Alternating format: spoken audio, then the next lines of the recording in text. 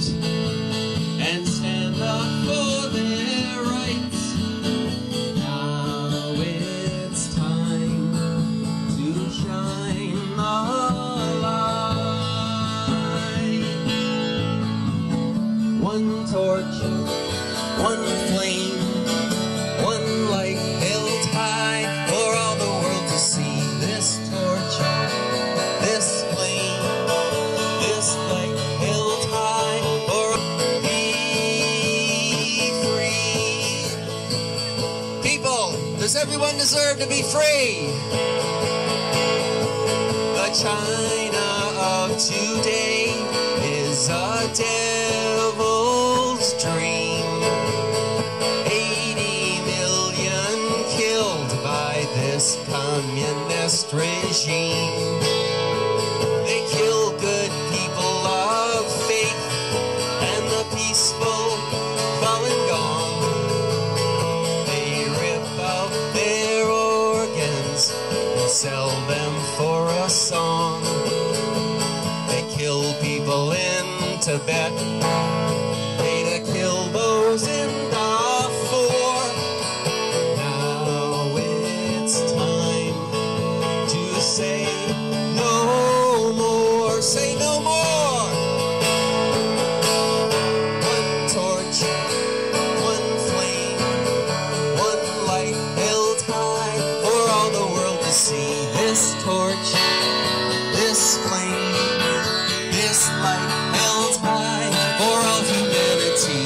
Our torch, our flame, our light held high for everyone deserves to be free.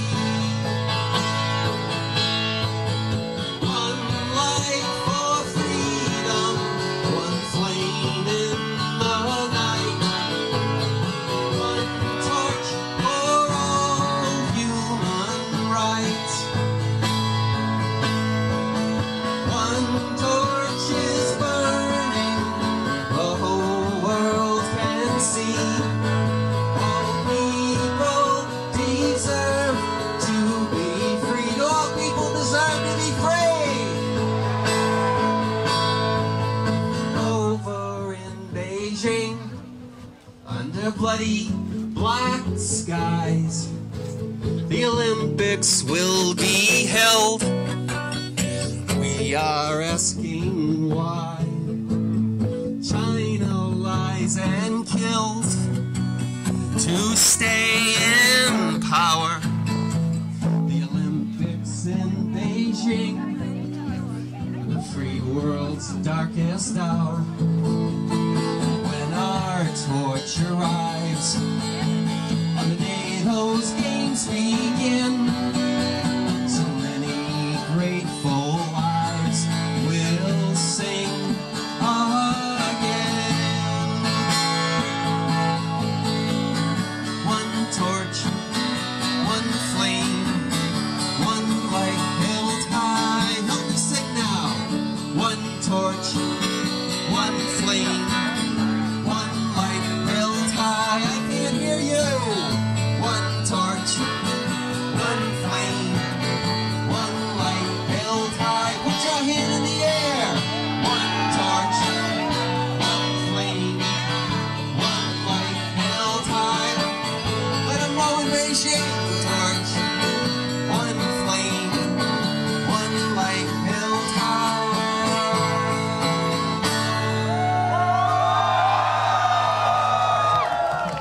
Thank you. Our international obligations and our long-term security demand that we give high priority to human rights in our foreign policy. In China, freedom of the press is being undermined, and freedom of religion is under attack for religious minorities. Like all of you, I am deeply concerned about the continuing reports of Falun Gong practitioners in China who are suffering from restrictions of freedom of belief and expression, arbitrary detentions, and even torture and death while in custody. As a nation, we have an obligation to speak out about China's recent actions in Tibet and its role in human rights abuses in other nations as well. Especially now, as China prepares to host the Summer Olympic Games, it is time for the United States to urge all nations to come together to meet this great challenge.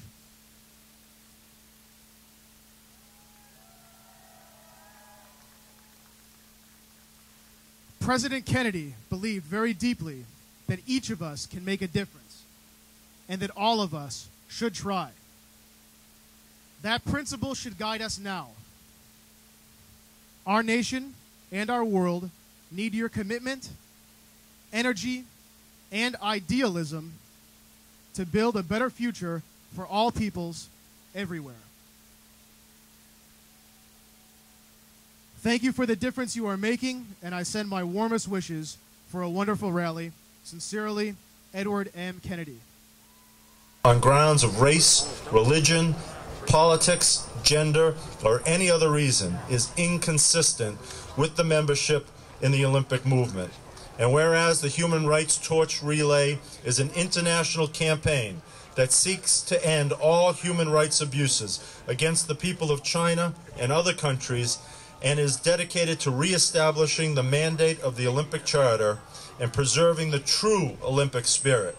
Now therefore be it resolved that the Massachusetts Senate hereby declares its support for the members of the Human Rights Torch Relay campaign and their mission, and extends its support for the campaign as it celebrates the month of April 2008 as Human Rights Torch Relay Month.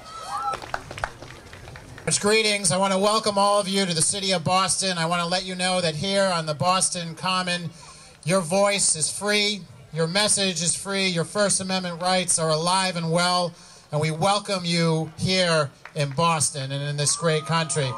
The Boston City Council warmly welcomed the Human Rights Torch Relay on March 30th, 2008 to the city as they work toward the common goal of universal respect and the preservation of human dignity. Welcome to the city of Boston.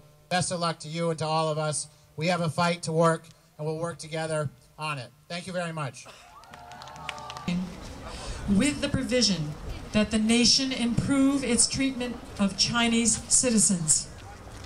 And whereas human rights violations have increased in China since this honor was granted. And whereas the Chinese regime imprisons millions of Christians, Tibetan Buddhists, Uyghur Muslims, Falun Gong democracy advocates, labor organizers, lawyers, journalists, environmental activists, political dissidents, and other innocent citizens in slave labor camps without trial. And whereas the Chinese regime illegally harvests vital organs for sale without consent from Falun Gong practitioners of conscience. And whereas the Chinese regime forces women to get abortions, even in the third trimester of pregnancy, to enforce the one child per family rule. And whereas the Chinese regime prohibits freedom of religion. Whereas the Chinese regime prohibits freedom of the press and imprisons more journalists and reporters than any other country in the world. And whereas the Olympic Charter calls for the Olympic Games to represent respect for universal fundamental ethical principles and the harmonious development of man, with a view to promoting a peaceful society concerned with the preservation of human dignity. It states that any form of discrimination with regard to a country or a person for the Human Rights Torch Relay, and proclaim April 28th to be Human Rights Torch Relay Month, and be it further resolved that suitable copies of this resolution, duly authenticated by the Secretary of State, be displayed at the office of the Secretary of State on behalf of the people of Maine. Thank you, wonderful people.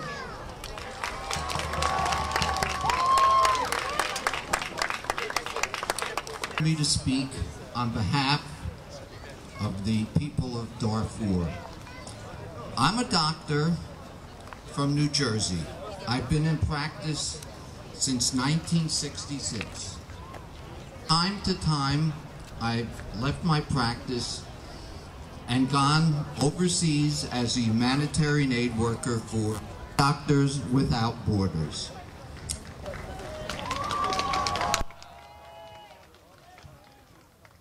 My last mission, Doctors Without Borders, was to Darfur, Sudan, where I was a hands-on eyewitness to the horrors, to the atrocities, to what has been called the first genocide of the 21st century, the attempt of the Sudanese government to eliminate either partially or totally the indigenous black Africans of Darfur. I would hold dying children in my arms, attempting to help the mothers do everything I can. Malnutrition, death, disease ran all through the camps. This could all be ended with what is felt to be a hybrid African Union UN peacekeeping force in Darfur. The Sudanese government has blocked this and blocked this and blocked this, and they have been totally supported by China. China is definitely intimately involved with the horrors of Darfur. So, just very briefly, I'm speaking for those who cannot speak for themselves. The women, children, men who have endured the horrors of the Sudanese government and supported by the Chinese. Thank you.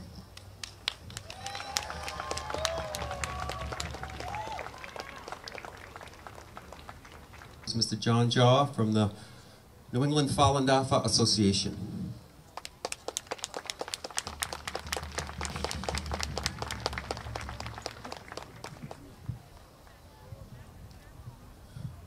Ten years ago, when I started to practice the Falun Gong, which is the meditation practice, I went to China to share experiences with the practitioners there. And every morning, I visited parks in Beijing. Every park, there are hundreds of practitioners there, practicing meditation in the morning and go to work afterwards. And I thought to myself, wow, the political reform in China is working great. And even the Chinese government is helping to promote Falun Gong to their citizens, because the health benefit and the savings of the healthcare cost. But things changed very quickly after that. First, the government stopped publishing Falun Gong books, and then attack articles started to appear in the government-controlled media. And finally, there is a government study which found that there are more Falun Gong practitioners in China than the Communist Party. And this might be the last straw the Communist Party can tolerate. So soon after that, the persecution started, and 8 years today, we counted 3,145 Falun Gong practitioners have died under police detention. And thousands still incarcerated in jail in labor camps right now.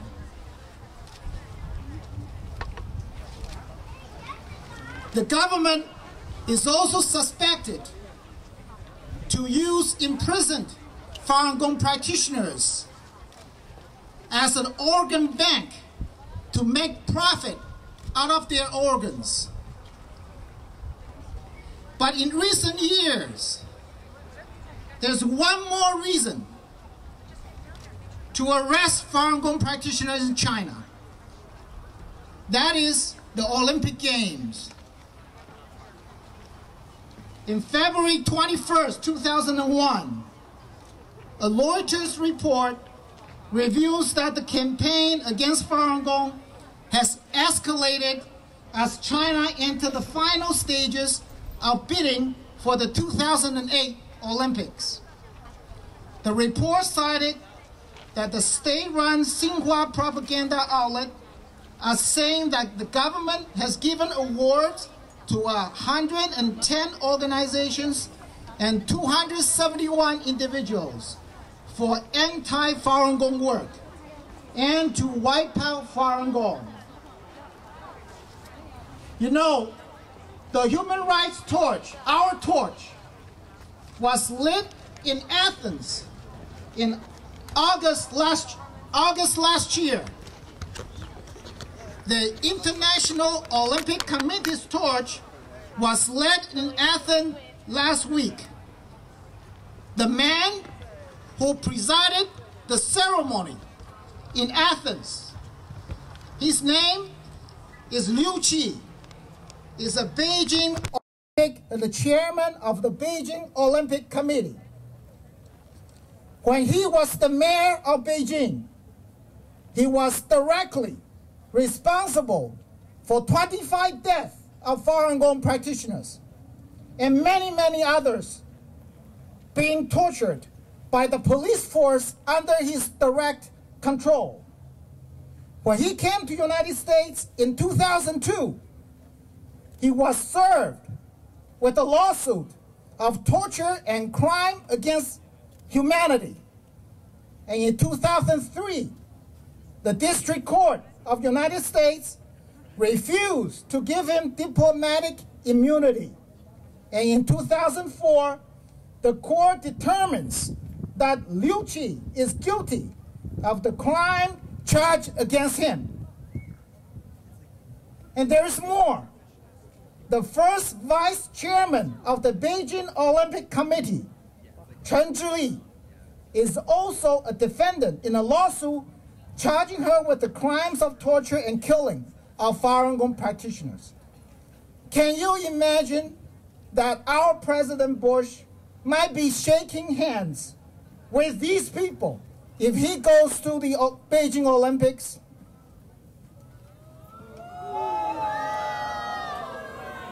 So it is not surprising that since the beginning of this year,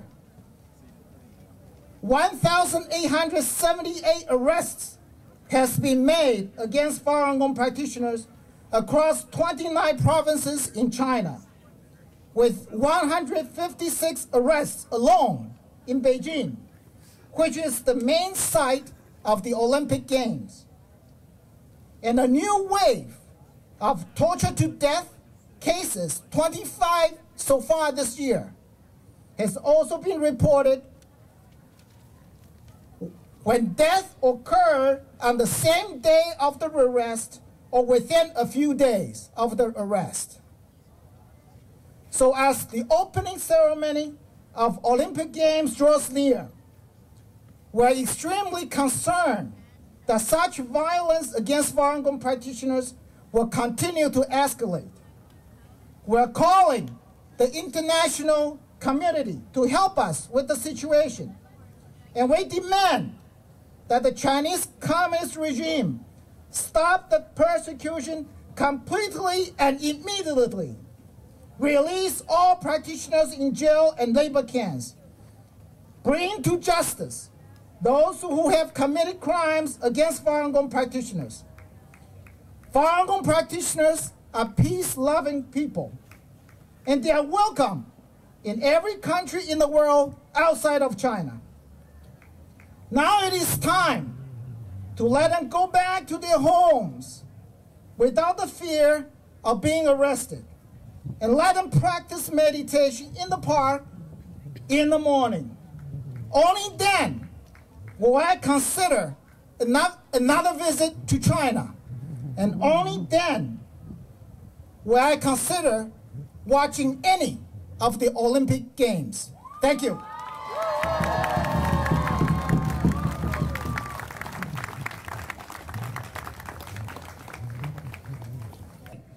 Please don't think that everybody is ignorant to what is going on, and that I think we have to keep talking, we have to keep walking, and we have to keep reminding people that the contradiction of the Olympics and all that it represents would be going on in China at the same time that we see the complete silencing of members of the press. China has more reporters imprisoned and in jail than anywhere else in the world right now, because it's part of the process that they're going through to make sure that there are not enough people to tell us and to tell and share with the whole world what is going on.